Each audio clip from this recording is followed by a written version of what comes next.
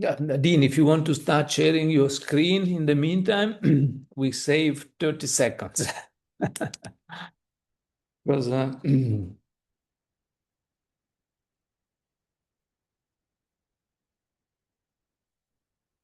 okay, just turn two, so it's time to start. So good afternoon, everyone. Welcome to the last installment of the March mini school on spiking neural networks in practice. Yeah. And our speaker is Dr. Dean Brandt, and you might want to congratulate him because his graduation was yesterday. So congratulations from all of us, Dean, for this big achievement. Yeah. And you all, you see the clapping and the festivities are popping up. Dean, we all practiced this before. The participant know you, yeah, and you are welcome to start with the last installment of the lecture. And to the participant, you know the rules of the game. Just use the Q&A for questions, and maybe at the end of the seminar, if there is time, we can give you the right to speak in person. Excellent. Thank you. So, Dean, over to you. Sure, thank you, bro. And thanks everyone for joining. And yeah, finally made it to the end. It wasn't a very long series, but it was a fairly dense series, or at least it felt so for me, like going back through all of my PhD research without the quantum twist, but running back through all of the things that I learned while I was immersing myself in the field of spiking neural networks and neuromorphic computing and all of this fun stuff we've been talking about for the last 2 and now this one 3 weeks. So to top it all off with the end of this mini school, we're going to look at how it all comes together in the form of spiking neural networks as the software and algorithm side of neuromorphic computing, because I don't actually have access to any of the hardware, but the software is fully accessible and very, very open source, especially in the form that we're going to be looking at today. So for the one that we're looking at today, I just quickly want to change what screen I'm sharing to rather show quickly a web browser to show you some useful pages.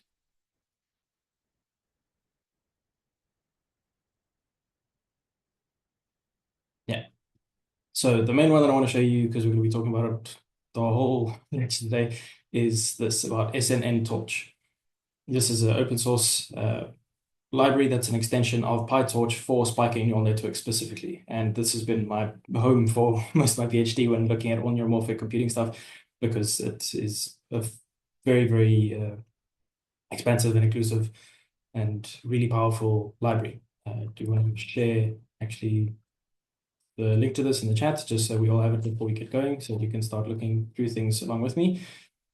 This was developed mostly by Professor Jason Shragian, who's now based at the University of California, Santa Cruz, with a few other people, and it's an open source package, so on GitHub you can feel free to contribute if you catch up to speed quickly enough. But it does account for pretty much anything and everything you can imagine for what we've been talking about, any neuromorphic algorithms, any neurons, any ways of having neurons in a network, which is made very specifically compatible with PyTorch, so that if you're familiar with that, or with any real machine learning and neural networks, then it's a very easy extension to get used to SNN-Torch. It's got lots of good documentation, very thorough, but it's also got really good quick starts, examples, tutorials. Most of what we'll be looking at today is based heavily on these tutorials. So that's why I want to share this, that if you want any more depth, go directly here to find that.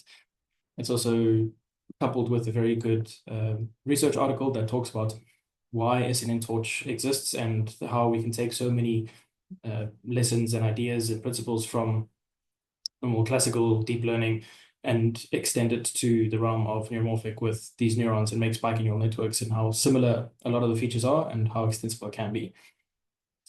And again, as for last week, this what we're going to show today in the live demo is going to be publicly available on my GitHub, and also just share the link in the chat so that you can go and pull it and follow along and play around with it and search some of the code and see how you can extend it with some of the SNN-Torch tutorials. Yeah, so I just first wanted to share that before we get started with the actual rest of the lecture. So to get back to it, spiking neural networks, building a lot on the leaky integrated fire network neuron that we spoke about last week, and building on the rest of the neuromorphic principles that we introduced in the first lecture. So spiking neural networks, we can be saying that a lot, sometimes just called SNNs, like normal artificial neural networks are ANNs or just neural nets. SNNs are the main way of doing machine learning with spiking neurons. But there's a lot of similarities between your typical artificial neural network and a spiking neural network. They're pretty much identical, except that the spiking neural network includes this temporal dimension and has these spiking neurons that actually include that temporal information in it, that expands it rather than the artificial neural network where those weights and synapses are a reduction to an average firing rate. If you want to look at the neuroscientific analog that they are inspired from, it's just the average firing rate compressed of the spike train that we know and love from the last lecture that spiking neural networks just bring back. So where then an artificial neural network will use your ReLU, a rectified linear unit activation function. Spiking neural network rather just uses a leaky integrated fire neuron or other kinds of neurons. There are lots of extensions to that you'll be able to see on the NITheCS docs. And where an artificial neural network uses continuous values, here we use spike trains and for these binary events. In an artificial neural network, the time factor is usually just implicit. It's, like I said, it's that average firing rate that's compacted, and you can have you can build in your recurrence, or you can treat through some kind of a time series one by one by one in your neural network, but none of that has any state. It doesn't have any memory. It doesn't have any history that's embedded into it. Whereas in spiking neural networks, that history is deeply embedded into it in the form of the membrane potential and the spike trains, the input and the output, but mostly how that membrane potential evolves so that it has the full history of all of the spikes that it has processed beforehand before the next spikes come in. So that is the state embedded into it. So it's much better suited for something like a time series data set. So this is a first look at how to compare artificial neural networks with spiking neural networks. So the first question I wanted to build a bit on this from last week was this idea of encoding, and that seemed a little bit interesting. That a lot of people were curious all the different ways that you could do this encoding and what the differences are and which ones are advantageous more or less for different parts. But again, I have to harp on about how it quickly trails off that there's many different ways, but it quickly trails off between the most useful to the less used or least useful or more problem-specific ones. That for most tasks, these three versions will cover pretty much any use case that you have, and more so specifically for, as you heard from left to right, you go down and down into how useful it is or how widely used it is, and more into how problem-specific you have to get. Because for most use cases, the rate coding is perfectly fine.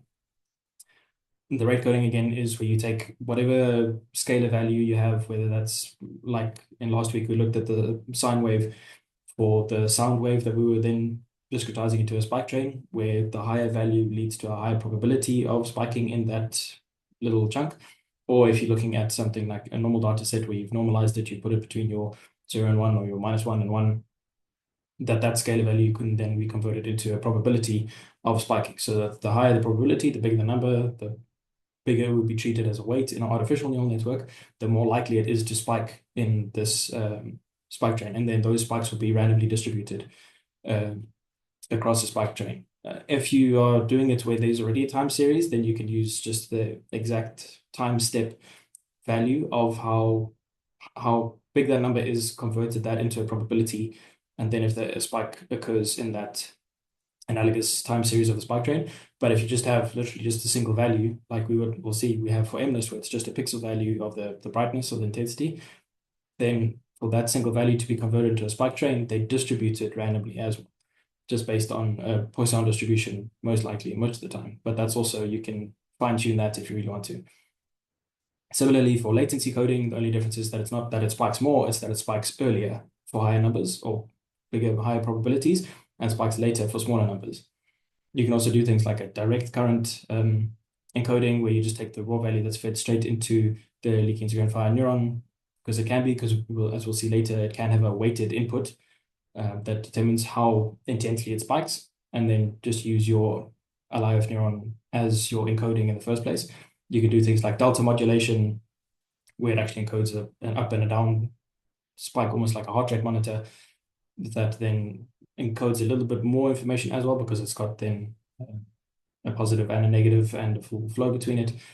but in most cases, it's a little bit overkill to go that far, and rate coding does most of the job most of the time. So with that, once we've done our encoding, how a spiking neural network usually looks is this combination between normal PyTorch or normal neural networks for your connections, and for the neurons themselves, where you'd instead of having your ReLU unit or some other kind of activation function, you would have your neurons. So it is mixing this same idea of it's still a neural network. It can still have these linear layers where it's fully connected between all of them, but then it just has these leaky integrated fine neurons or other kinds of variations of neurons in between that are the things that are actually being connected to each other. And I want to emphasize this because then it's very easy to extend it not just to a fully connected neural network, but then into a convolutional neural network as well, because it's the same structure of the network. It's just a different unit that's being used, specifically in the spiking neuron. There are a few more complications and added features to these neurons, but the networks stay pretty much exactly the same. They are drop-in replaceable, so they can also be very easily and very closely compared. So in the example that we'll look at later, where we look at the endless data set, at first we take the 28 by 28 pixel image of the handwritten digit, and we flatten that into a 784 dimensioned vector. That's our input vector. We put that through a hidden layer and then down into our output layer, where it then classifies between the 0 to 10 or 0 to 9 digits of what it could be. But then the neurons used in between these linear connection layers are these leaky integrated fire neurons that carry with them their membrane thresholds, their membrane potentials, their thresholds, the spikes that they'll take in, the spikes that they put out. And we'll see how to deal with that with the little quirks that come up when we use these spiking neurons rather than just an artificial neuron, because with the more temporal dimension and the more kind of moving parts, that there's a membrane potential and a spiking train input and output, it gets a little bit more complicated. One of the problems that I want to hint at is this, mostly the biggest problem, is this idea of non-differentiable spikes, or sometimes called the dead neuron problem. And it comes down to this idea of the gradients. Because mostly when you just have your ReLU function, then taking the gradients of everything in your network to do your backpropagation is very simple. It's very straightforward. It's just a gradient. Sometimes you do it just with autograd and then you get the gradient for free, which is how most of these machine learning, deep learning and neural network packages do things in the background. Like PyTorch, it does autograd for you automatically and makes it very efficient.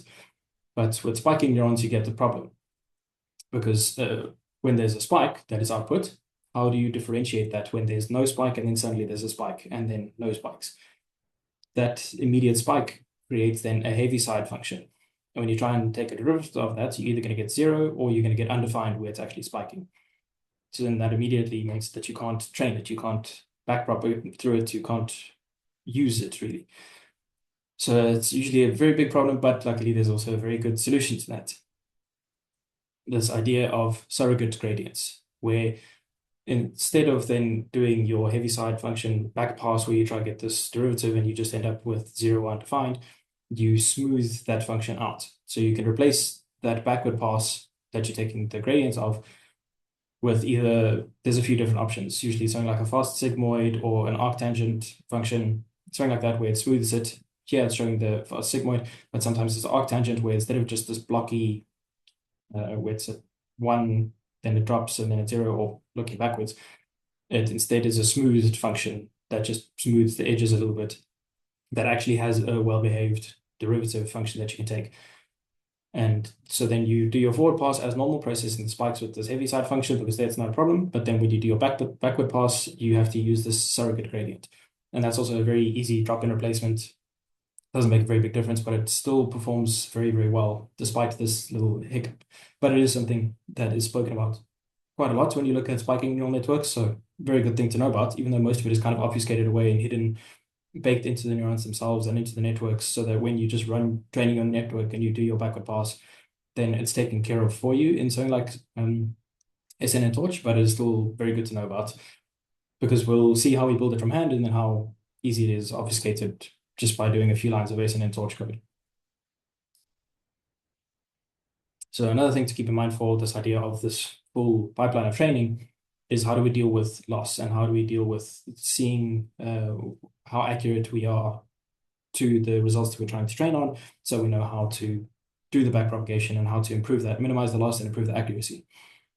In most cases, it is based on this race-based output or this rate-based loss that you want to have your neurons differentiate themselves, that there's only then one output neuron that's spiking a lot, and that correlates then to a high probability, the same way that you'd have if you have your output layer of 10 artificial neurons in a normal artificial neural network, then you do your argmax function to see the one that has the highest probability, and then you pick that one as your classification.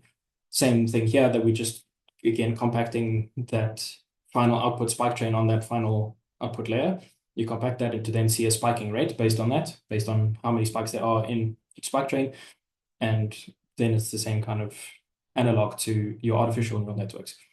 But it does then also come with this idea of you can also use your membrane-based readout, because you will still have this membrane potential and the history of the membrane potential based on what spike trains have been processed by all the neurons. So you can use that also as your MSE membrane loss for a bit more specific use cases, but it is a good thing just to keep in mind that there are more ways that you can extend using the baked-in state of these neurons into a training loop.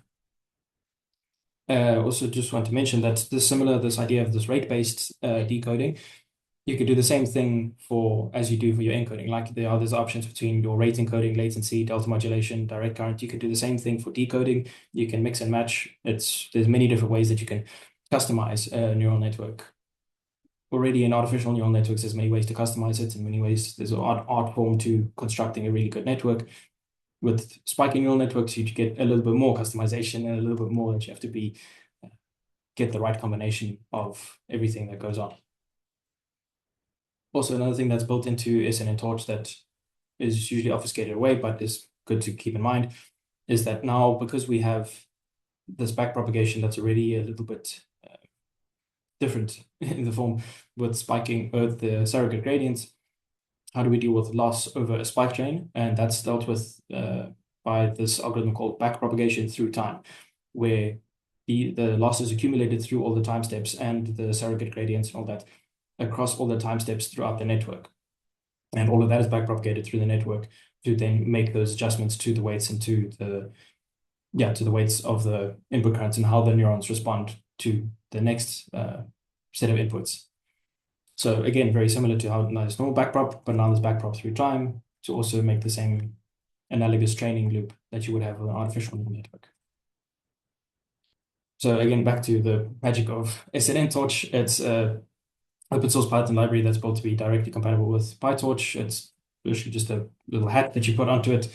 So if you've used PyTorch, it's exactly the same way of writing code. It's the same Pythonic feel to it. It's the same kind of stuff that you do with it, the same way you make your networks, the same ways that you can also make your functional neural networks or build it in a functional way rather than just your class-based way that we'll see. So really, if you're using PyTorch, it's half an hour away from using NITheCS if you want to read through all the docs or just finish watching this tutorial. So with that, I'd like to wrap up that part of the lecture and start getting into what we're going to look at in this demo.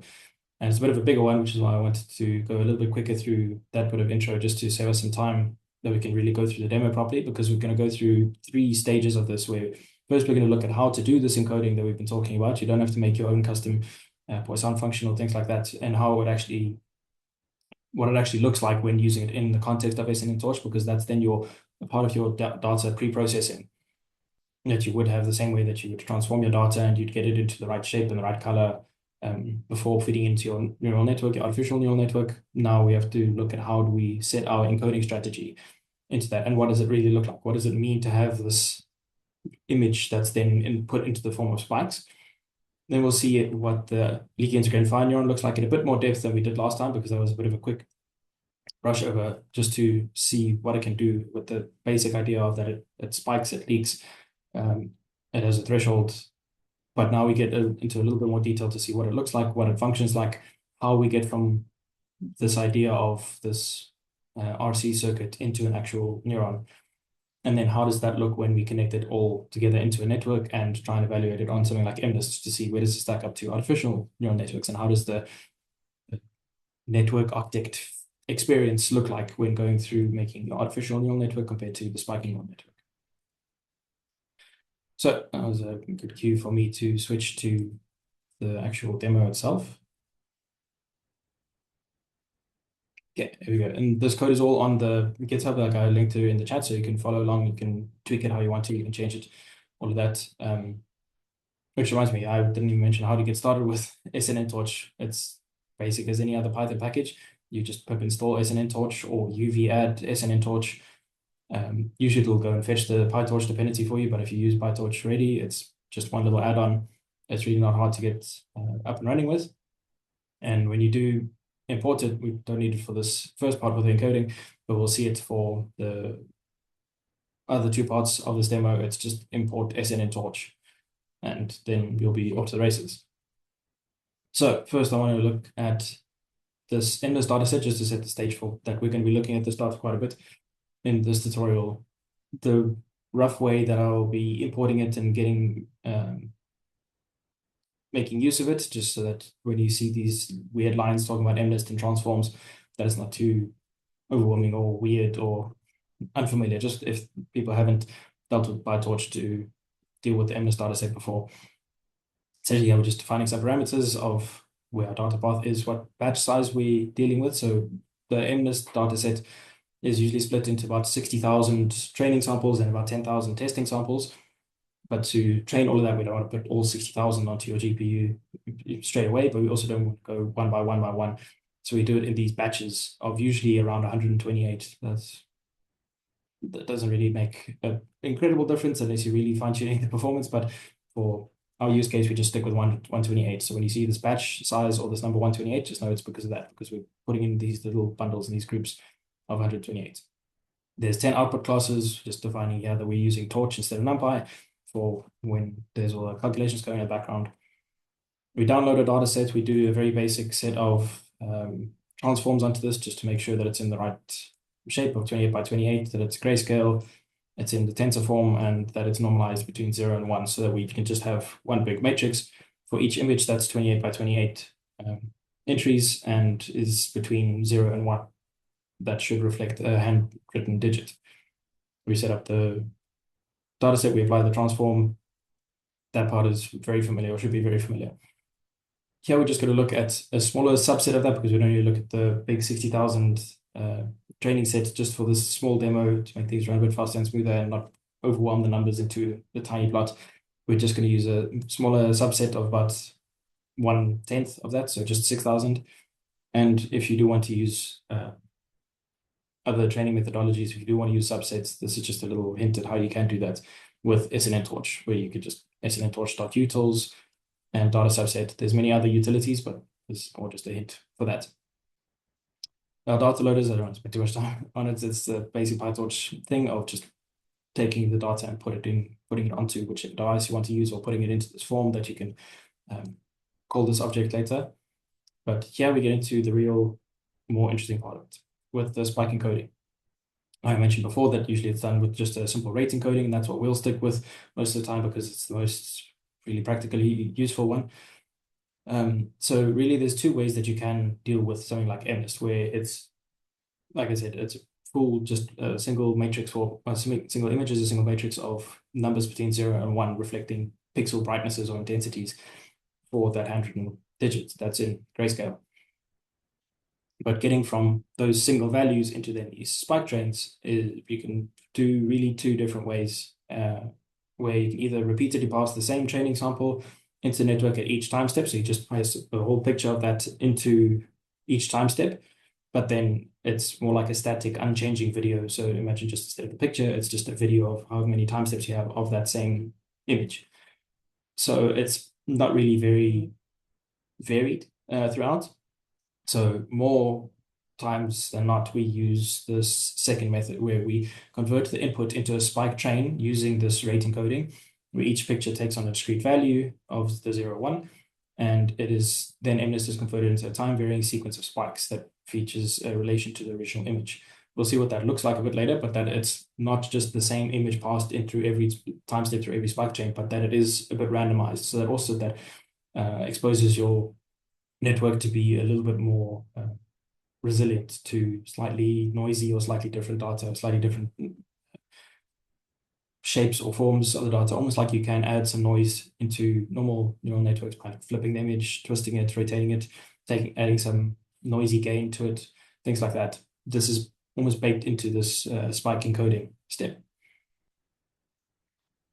Just referring here to some of the methods and functions that you'll see in the spiking neural networks SNN-Torch docs. This idea of spike gen is the spiking train generation subset of SNN-Torch, where there's many functions that you could use for this rate, latency, or delta modulation encoding. Again, just showing that it's a simple one-liner to get started with doing this rate encoding. But we'll look a bit deeper into it, so you don't have to just trust the one line and then move on. There's a little bit more details of exactly what's going on here with the rate encoding, but it's really quite simple of just that there's a rate converted into that's a probability, and how many spikes are then randomly distributed into the spike train. So yeah, we could just fill in that this raw vector is filled randomly with 0.5s, and then put it through a Bernoulli trial, and then that'll flatten each step into either a 0 or a 1 randomly, probabilistically.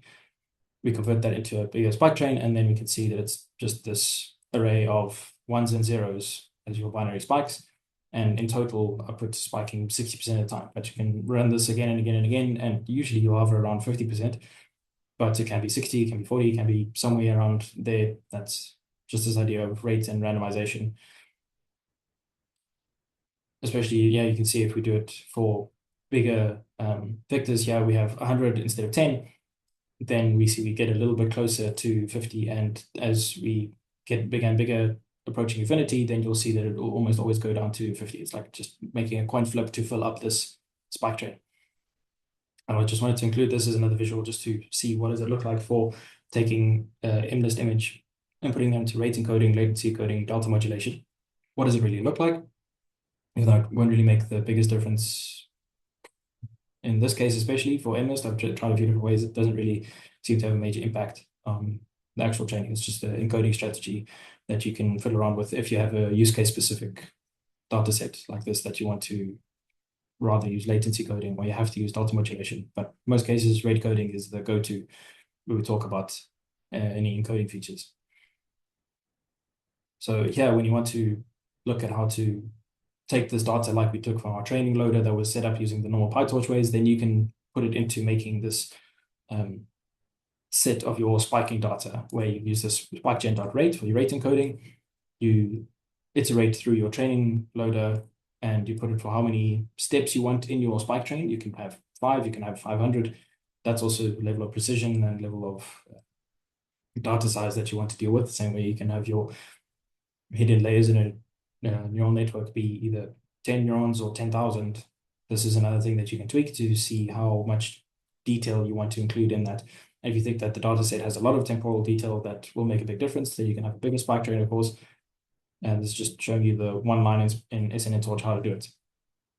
So then when we look at the full data size of this spike data, it does take into account the idea of that we've got these 28 by 28 images and these 128 batches of them, or 128 units of them in a batch for that. So we've got when we look at the size or the shape of our spike data, we've got our 100 time steps, 128 batches. This one is just a feature of the conversion, that it's a one channel, that it's only got its single color. But if you look at something like RGB, then it would have 3 channels because you have your red, green, blue, and so on. And then it's 28 pixels by 28 pixels. And then based on this, you can iterate through those. You can flatten the 28 by 28 when you want to put it into a neural network just as a single vector. You can go batch by unit by unit through your batches. You can go time step by time step through these time steps, just so that you know which things to iterate over. It's good to keep in mind this is the general shape that things are put into when you put your data into this spikegen function.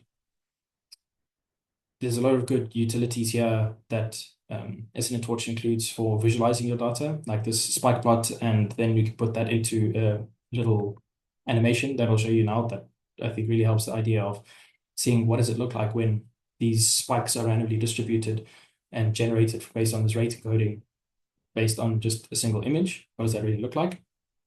And it kind of looks like this. It's a kind of a fuzzy, kind of a constantly changing image that you still get the rough feeling from, that you can see what this image is. And if you were to add all of those together, you'd still see that there's the image that was originally there with a little bit of fuzz and noise on the outside from the random distributions that could come close by to it, just because there's a probabilistic nature of all of the coding that you do. Even if there's just a fully black pixel or one that's close by that's at 0.01 or something, that still has a non-zero probability of having a spike. So it could have one spike and then it'll look a little fuzzy. So that adds to the probabilistic nature of all of this. So you can see that that's what it really looks like when we take this single scalar value and put it into a spike train. You can have this in the back of your mind, that this is what it's doing to the data to make this rough, spiky, fuzzy kind of video.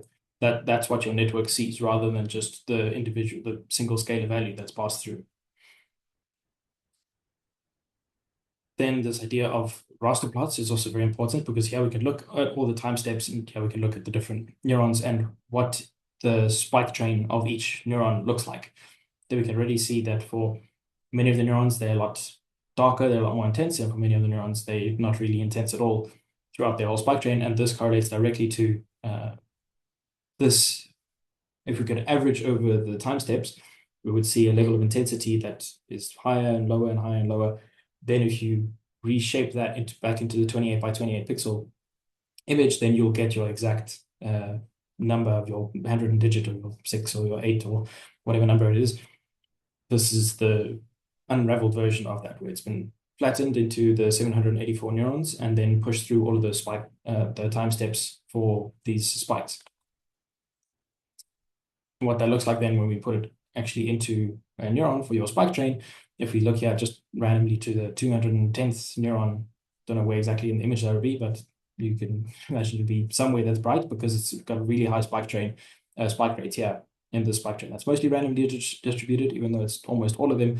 There are still random gaps here, and you can run this again and again and again, and you'll get a different spike train every time. That'll look pretty similar. It'll still have the same probability of having the spikes, but not at the different places, because they'll be randomly distributed.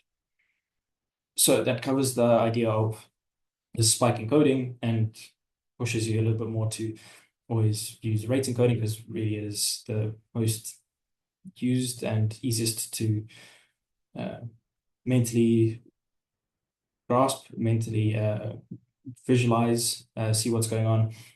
But if you do want to try something else, like your latency encoding or delta modulation, it is a one-line drop-in replacement that you would do for NITheCS. But with that, I want to now move on to the leaky integrated fire neuron, and to a little bit more depth than we covered last time. Then now we're a bit more familiar with it and how it should behave and what it looks like, what it feels like, but how it evolves and why some parts are more important. So it was initially used from this Lapique model, because in 1907, Louis Lapique was busy working on shocking some frogs' legs and seeing what they looked like as a circuit that had resistance and capacitance in it. So he stimulated the nerve fiber of a frog with a brief electrical pulse and found that neural membranes could be approximated as a capacitor with this leakage. So that puts this electrical and biological link straight away.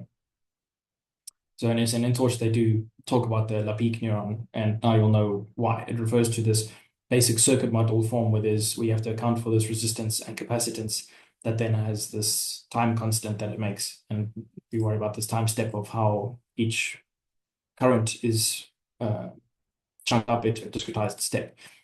So with the Lapique neuron, you have to have this resistance and this capacitance, as well as this time step that you take care of.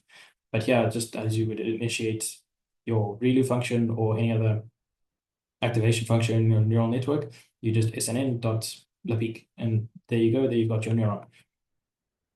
And as looking just deeper into the function of the class and the object, it takes in this input current. Each element of IN is sequentially passed as an input.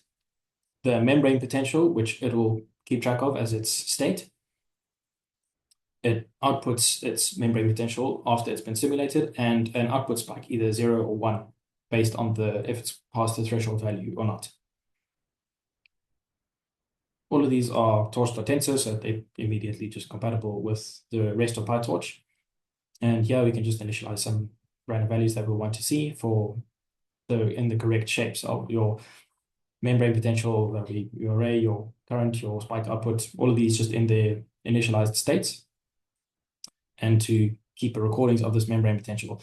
This is a little bit more, you don't have to always go into this level of depth, but this is just, we're digging a bit more into the gears of how everything works so we can see what's going on with these neurons. So here, the most basic form of the loop neuron shows the leaky part. We initialize it at some point and then see what does it look like? How does it evolve through its system? If it's not being stimulated, what does the membrane potential look like? And as expected, it is the extremely basic exponential decay, but that's the first building block that we're going to be using to get to all the rest. Because from here, we can now put in input current that is not as just start at one value and leak away. But we can see where this leakage comes from in this exponential form because we have this differential equation that relates all of the resistance and capacitance. Capacitance and resistance are embedded into this tau, into this time constant. And we want to solve that. We get this exponential function here that really defines this exponential decay because there's no input stimulus, just starts this initial value and exponentially decays down. But now when we want to look at what does it look like when we switch on a current, we can have 0 and switch it on. It will also almost inversely exponentially increase to a certain value. But then if we switch this off, then it would have its exponential decay back down to a ground state. So that shows how also for when you switch it on, it isn't just always an immediate spike, which will become more important later, but that it has this slowly warming up asymptotic kind of function to then stabilize at whatever the input current is, if that's a constant stimulus that is passed into it. But if we then have this just pulse of input current where we switch it on and switch it off, we see this almost wave looking like ocean wave, not a sine wave, looking membrane potential response, where it slowly warms up to what would be that constant membrane potential, but we switch it off and it has the exponential leak back down to its ground state. We can do this for a quicker, shorter pulse of current, and then we can see that this wave squeezes a little bit. And hopefully you can see kind of what we're getting at when we squeeze it a little bit more, that it becomes even tighter, but still has the same exponential decay that you can imagine. Now, when we have just a single pulse of current that's not over any time steps over than one, it's just a single time step of input current, that will look like it just immediately spikes up to its membrane potential, whatever the relation between the current and the membrane potential are, your weighted input current. It will immediately spike up to that and then have this exponential decay back to a ground state after not being stimulated. And that's how we then get to our usual look of the leaking integrated fire neuron, like in this very good diagram here, also taken from NITheCS and from the original paper, which I'd highly recommend you go and look at after this to get deeper into it. Owe it all the praise that I can for how useful and how thoroughly documented and educational the work of Jason Shrogian and that group is. So now when we want to look at the spiking part of it, the output spike when it crosses the threshold, I want to skip over some of the nuts and bolts of the code just to save on some time so we can actually get to the important points. But this is on GitHub and on the NITheCS tutorial in the docs. And we can see once it reaches the threshold, then it starts firing these output spikes because it's constantly over that threshold. But this is just an integrating fire. Well, not even, it's a just integrate neuron. It's missing some important parts. Here, it's not showing the leakage because that's not the point yet. But for now, we need to account for the firing. When we account for the firing is when it outputs a firing spike, but then resets. That doesn't just constantly blast an output spike chain like that. But here, you can see that it reaches a certain level, it fires it up, its output, and it resets. And then it starts integrating again, even just with a constant input current. This is still using the same leak integrated fire neuron that we defined a little earlier, where it's based on this LaPeek neuron, where it's got its resistance and its capacitance. That we'll see just now is a little bit different to the leak integrated fire neuron, but pretty much the same thing. Yeah, you can see that we were still using this LaPeek neuron, where it's just, the actual function itself will account for embedding that whole equation into a function, but here it's already built into SNN torch just as the peak, where you define your resistance, capacitance, and your time step, and there you'll have your neuron. Same thing we can see here. Because like before, it was defined with the actual function definition by importing all the equations, but now it's just you SNN torch that peak, and it does the same thing, just to show that the front, what we use, and the actual back end of it are identical. Here we can see a little bit more what it looks like for what we'd expect with this typical sawtooth function, where there would be a bit of a lower threshold where it wouldn't just spike once and reset, but that it would have a few spikes, and you can see the spiking output chain. Even though it's not always this uniform, but no, it's looking a little bit by bit, more and more familiar to what the leaky integrated fine neuron looks like from, as we saw it in the example of the Jeffress model and the sound localization. That we can do some more and more, and then get more and more closely spiked thresholds here and membrane potentials that are starting to look a little bit more familiar to what we saw originally, but we won't always have this just clear switched on input current, but rather you'd have your input spike trains, spiking inputs, where we take our rate conf here, it's the same spike chain, you put your normal rate encoding just to get an input spike train, like here, randomly distributed. And what that then turns into is something much more familiar, where we can see that there's this immediate spike, that it's not just a slow warm-up, but an immediate spike in the membrane potential. It does have a bit of a gradient. It's not directly vertical, but it does spike from one time step to the next, and then has this exponential decay where there's no spikes. And then every time it crosses the threshold, it will go through its reset function and find an output spike. And this diagram specifically shows how we can get from an input spike train, process it through the leaky integrated fine neuron, and get an output spike train. This is what it will always look like for what's going on inside of the neuron while you're going through your network or through your training or using in any other model. This is the real nuts and bolts of what's going on. Similar to how I said that fuzzy video of the MNIST digit that's changing a little bit with the time step, how that's what you can keep in mind when you look at a spike train, and how that relates to an image or a value that you converting into spike trains. This is the same thing. You can keep this in mind when you're processing an input spike train and getting an output spike train. This is what your leaky integrated fine neuron is doing in the backend, because you won't always be looking at this, especially in a bigger network. You won't always see the plots of what this looks like, but you can keep this in mind of what's going on. So with that, now we can start connecting things into a network where the real fun begins.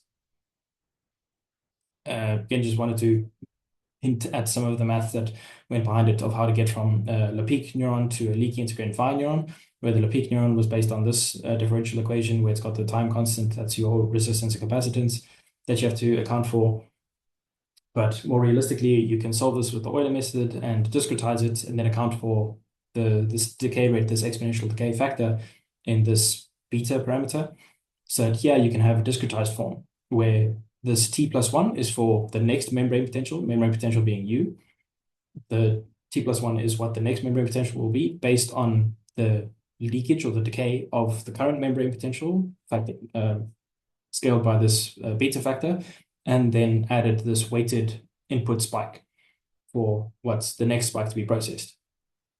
This weighted input spike is just your input current, but this W factor here means this X is just your 0 or 1 in the spike train, and this W is the weight for it, which is what could be trained in a neural network. So you can train how intensely input current spikes your membrane potential. So it can either just lift it a little bit or lift it a lot, depending on the weight and depending on how the network learns. So that then controls how responsive your neurons are in the network. They do also mention this reset function, which in SNN-torch, they make it very easy to then switch between the different kinds of resets. I think I mentioned in the last lecture that you can either, you can either reset it back down to 0, or you can reset it by one full value of that threshold. So that if you spike over the threshold quite a lot, then when you reset, you've still got a little bit of momentum carrying on to the next one, because you're not starting from 0, you're starting from still a little bit higher on your membrane potential, so that the next input spike carries on that flow. So there's a sudden burst of spikes, then it carries on and spikes quite a lot. Usually the built-in way that SNN-torch does it, just where they have to choose a default, they do it with this reset by subtraction mechanism rather than the reset to 0. But that's also a bit of a hyperparameter or a model, a network feature, architecture feature that you can fiddle with for different kinds of networks.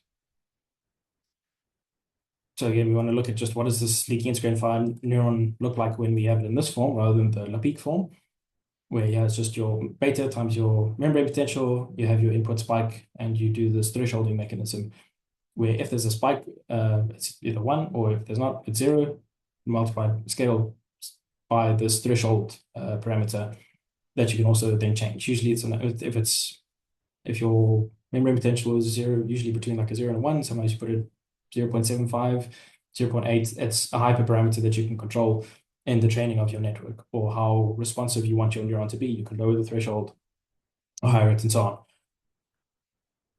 It's just to test out that that's actually working. We can see what this decay rate would usually be if we look at the LaPeek version compared to the sleek integrated fire version based on the resistance and capacitance and that time constant tau they refer to compared to your what kind of a decay rate that translates into for your leaky integrated fire neuron. Usually the decay rate is set at something like 0.8 anyway, because of this value that is usually leaned towards with your LaPeek neuron anyway for just a well-behaved neuron, but that's a hyperparameter you can control. Not to get too far ahead of ourselves, but you can in SNN-Torch change it that you can have a learnable beta that can also be trained in your neural network and not just be set as a hyperparameter. But that's a little bit more advanced and a bit more use case specific. But just thought it worth mentioning that there's a really high level of customization with these spiking neural networks. So again, just with that neuron, we can run this quick little simulation just using the built-in SNN.leaky, or well, sorry, getting ahead of myself. We can use this leaky integrated fire neuron function to see that it behaves the same as the LaPeek function that we were looking at, where it has this same that it integrates slowly and has a firing in a reset.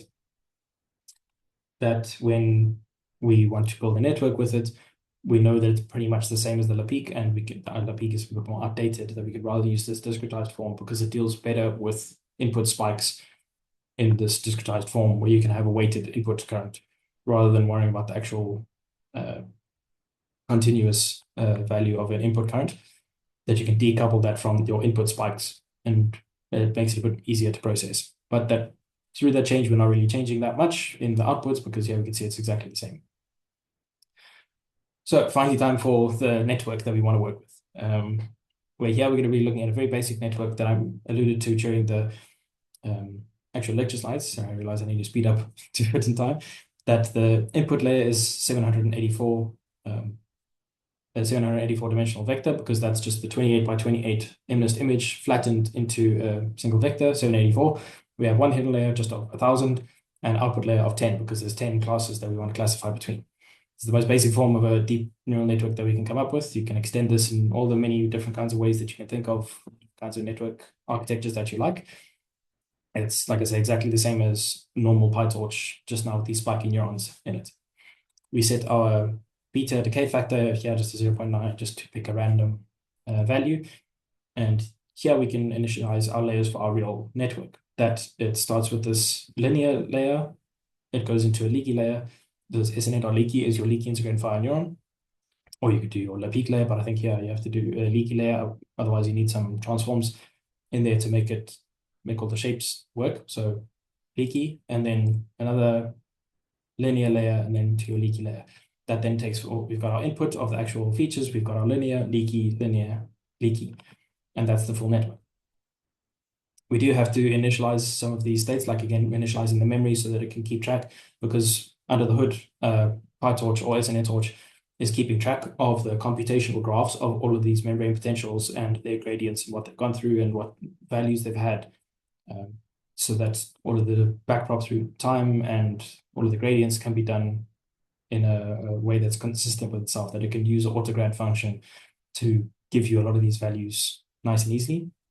So things like this, these initialization parts are just to let the under the hood part function as it should.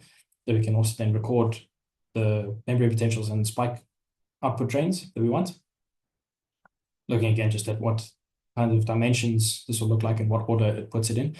That here we've got 200, I think that was the batch size that we used here, or 200, no, that was the time step, sorry. And 784 dimensions for the vector. That's a single channel value because it's just the grayscale version of it. And that's what it'll look like, so we can know to iterate over this first value to go through the 200 time steps. There, I definitely do want to make time, so I do want to speed up a little bit, but all the code is here and the explanations to go through it more deeply if you want to after this, and on the SNN-Torch docs. But yeah, for this network simulation, now we can just go through putting it through the current into the fully connected linear layer.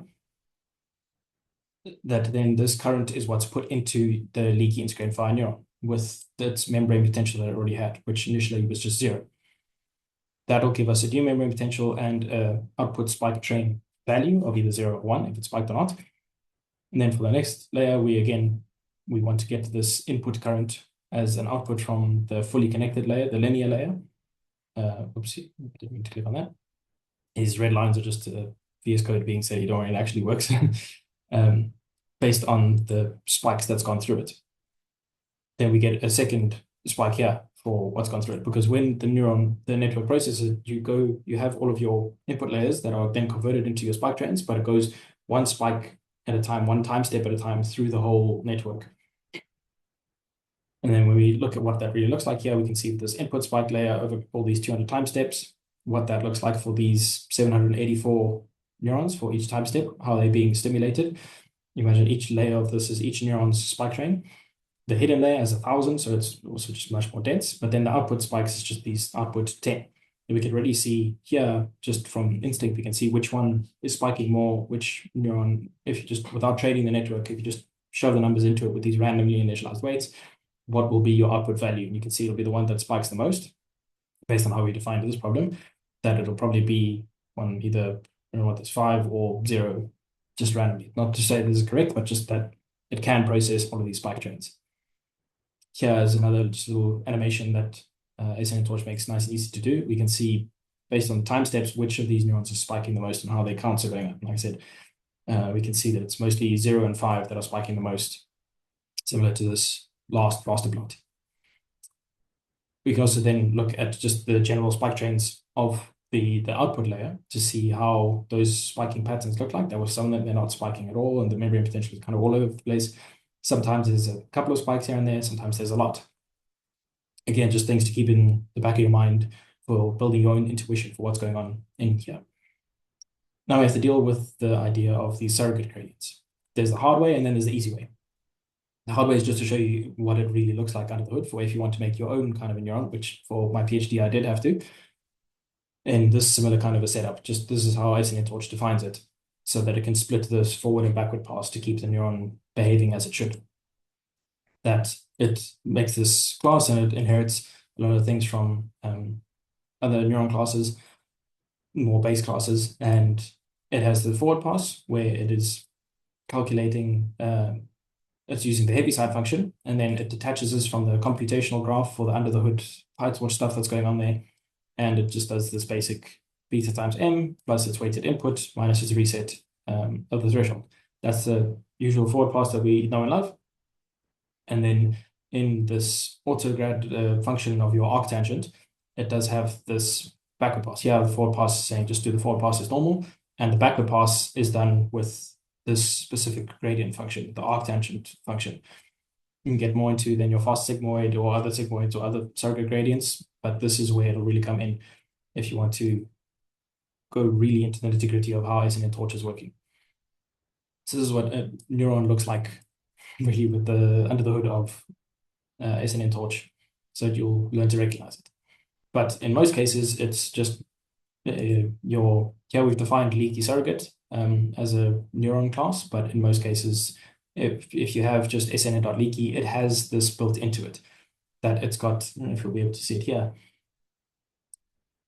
that it has a surrogate disable part that you can enable or disable because it has its surrogate gradient built into it exactly like this. I think the default one that they use is the arctangent, but there are ways of using different ones that you can set up in 1 or 2 lines for which surrogate gradient function to use if arctangent isn't working for some reason. We just want to test some out. But it is obfuscated, it is built into it. You just need SNN.leaky, that's all you really use. So we're not forgetting about the circuit gradient. It's just taken care of by SNN torch. Okay, now we can set up the data and set up a training loop and then see how it does on MNIST. Got 5 minutes left, so I want to go pretty quick through this, but it's covering a lot of things that we've looked at before. This is the data setup that we've done, the usual one that we know and love from normal torch, PyTorch, and that we looked at in a little bit earlier in the demo. We can define our network the same way that we did before, by 28 by 28, 1,000 hidden neurons, 10 output neurons. We're setting up for 25 spikes, 25 spike time steps. Sorry, and your beta decay function, where you can set that to whichever kind of value you want. It's just a hyperparameter you can tweak. We set up our network in the usual, very familiar PyTorch way of having this NN.module as your network, where you define these are the layers of the network. For forward pass, yeah, you've initialized the membrane potentials and you want to record the final layers, and you just go through the loop of going linear, leaky, and then again and again, connecting all of those together. You stack them all up into a tensor here. We can send the whole network to your device if you've got it on your GPU or CUDA or your CPU. But this should be incredibly reminiscent of a normal PyTorch function. Just instead of your ReLU activation functions, here you've got your leaky neurons. So most of this I'm going to go pretty quickly through because it's just really slowing down and going through one training loop before going through the actual full training loop or one training step. Yeah, it's just some helper functions for printing nice things and seeing our accuracy. We can find a loss function the same way we do just for the normal torch. Yeah, you can just torch.nn cross entropy. It's the same old familiar one. Same with the optimizer. We're using the Atom optimizer like they use pretty much everywhere in neural networks. We load all of the data onto the device and set it up in an iterable way. Yeah, we can see just the shape of the data again. Doing one value of seeing what does it look like at the end of going through a network. We see that just adding on this loss function, that it's got a pretty high loss and it's got a pretty bad accuracy of about 17% just from the random initialization going through. Sometimes you'll see this as 5, sometimes you'll see this as 50. It's just a random initialization. But here we clear the previously stored gradients. We calculate the backward pass. It's just a dot backward because it's got it built in how to do the backprop through time and the surrogate gradients. We do an optimizer step of tweaking all the weights, the same way we do with the normal neural network.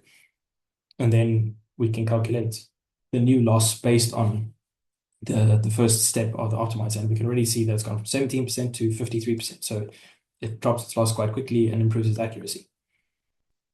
Now, this whole long loop is just a really long way of putting that into a bigger loop where it trains the network, it does the loss optimization steps, it keeps track of your history, it goes through the number of epochs that you want, the exact same way that you would train a normal neural network. From here, it'll be pretty much identical, other than keeping things in the right form to keep track of your spikes and your membrane potentials in the right shapes, like here. But here we can do our normal training loop and we can see how it goes from here when 17, 53, 64, and then very quickly it's in the 80s and high 80s and low 90s for its accuracy. You see the loss drops very quickly, and running it one more time, we get a 93, 94% accuracy on MNIST using just a simple 3-layer neural network with one layer of 1,000 hidden neurons.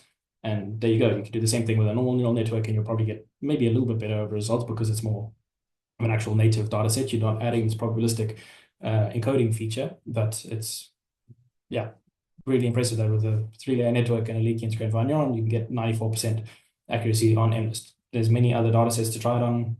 As with all deep learning, this is just the most basic benchmark that we can think of to see what does it look like to use this. And really, most of it should look incredibly familiar if you used PyTorch at all.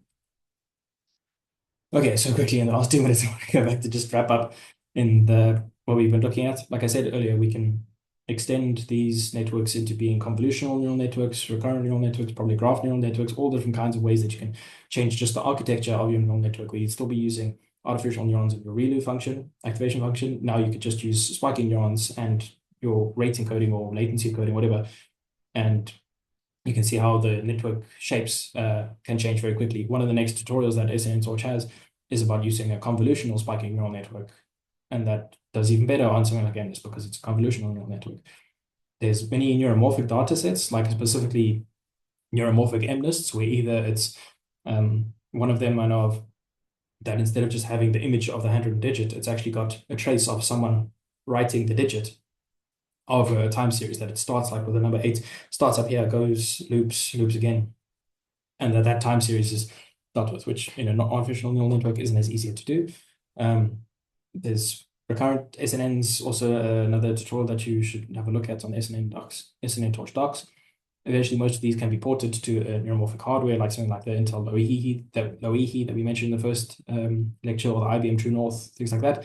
But for most cases, you'll be looking at the neural network structure and the neurons themselves, which you can do very easily in your research, similar to how you would with PyTorch.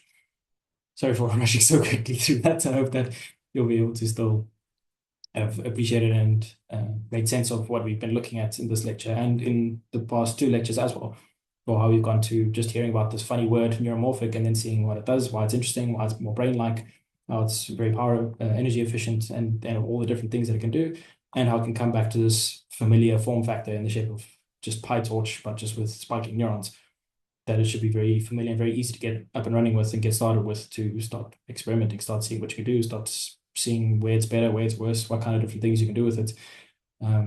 Yeah, I really hope that you're excited to go play with spiking neural networks and to see how you can make the next generation of computing come to life, start developing it some more, see what happens. Yeah, I think that covers everything.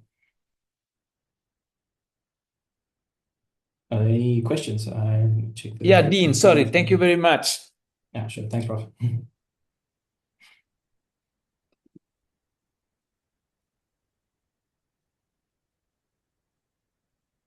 There are no questions in the Q&A, Dean, as far as I can see. And there is no question in the chat. But maybe let's give the participants a minute and if they want, if participants, if you want to ask a question in person, just raise your hand and I make you speakers.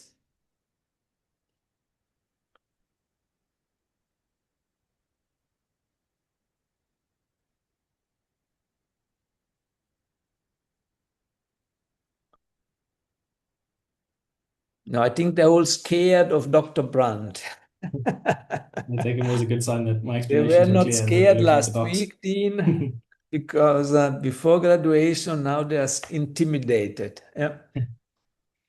Okay, if there are no questions, then Dean, thank you very much. It was really a nice, enjoyable series of lectures.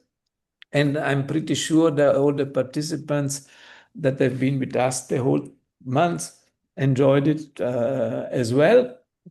If they want to know more, you shared your email address. They're welcome to engage. And we will upload the slides, the slides on the website, the talk on YouTube. So you will be able to watch it again if you missed some details now. Yeah. Otherwise, Dean, thank you very much again from all of us, and enjoy the rest of the day. And I hope you had a nice party last night. Thank you, everyone, for the support, and I appreciate you coming along this journey with me. Excellent. Thank you very much. Thank you very much. Bye-bye. All the best. Thanks. Bye, everyone.